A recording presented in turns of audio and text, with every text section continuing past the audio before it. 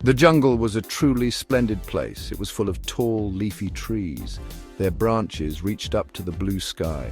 Brightly colored flowers bloomed everywhere. You could see red ones and yellow ones and purple ones.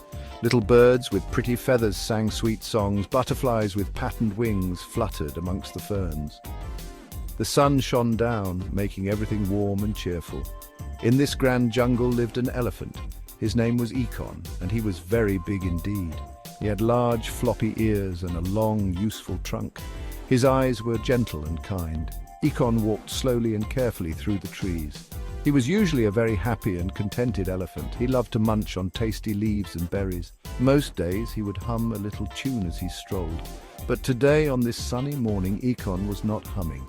He did not feel happy at all. In fact, he looked quite sad and rather bothered. Something was troubling the great kind elephant. He let out a long, slow sigh. The sigh was so big it rustled the leaves on nearby bushes. He shuffled his enormous feet uncomfortably. Whatever was wrong, it was making him quite glum. Not very far away, in the roots of a giant tree, lived an ant. His name was Pip, and he was a very tiny ant. You would have to look quite closely to see him. But though Pip was small, he was exceedingly clever. He was always busy, bustling here and there. He searched for tiny crumbs of food for his family. Pip was an observant ant, and he noticed many things. He was never idle, always on an important errand. Ekon the elephant had a problem.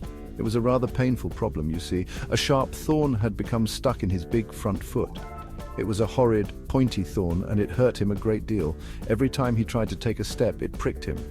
Ouch, he would think to himself very quietly. He did not like to make a fuss, but it was very sore. This troublesome thorn was spoiling his lovely day. Poor Ekon tried his very best to remove the thorn. He curled his long trunk around, trying to reach it. His trunk was wonderfully clever for many things. He could pick juicy fruits with it and drink cool water. But the thorn was lodged in such an awkward spot. He twisted and he turned, but he could not quite grasp it. Oh dear, what was a big elephant to do? He felt quite helpless despite his enormous size. Meanwhile, Pip the ant was marching along a little path. He was carrying a tiny piece of a sweet berry. It was a heavy load for such a small fellow. He saw the great Ekon standing sadly under a tree. Ekon looked so very unhappy and uncomfortable. Pip, being a curious ant, stopped his journey. He wondered what could possibly be the matter. He put down his berry, for he was a kind-hearted ant too. Pip might have been small, but he had a brave spirit. He knew that sometimes the smallest creatures could be of great help. He watched Ekon trying to reach his foot with his trunk. The elephant let out another soft, rumbling sigh.